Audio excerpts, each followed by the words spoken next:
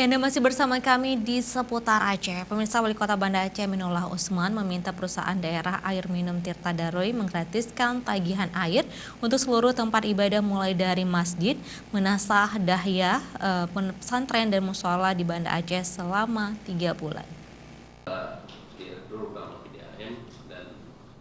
Wali Kota Banda Aceh juga menginstruksikan PDAM untuk memberikan potongan atau diskon tagihan 50% untuk kalangan miskin di Kota Banda Aceh.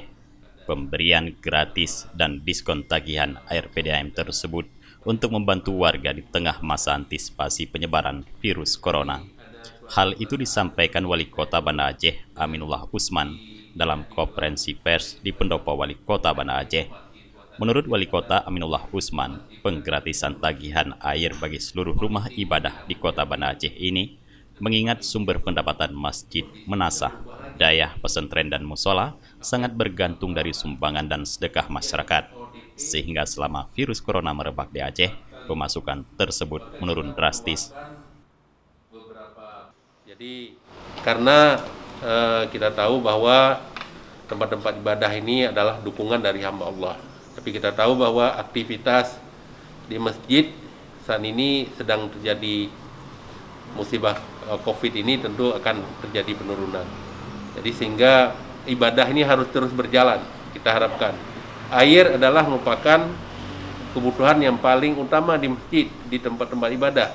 Maka jangan sampai air tidak mampu untuk dibayar, tidak bisa berjalan. Maka saya minta kepada Direktur Utama PDAM gratiskan ini.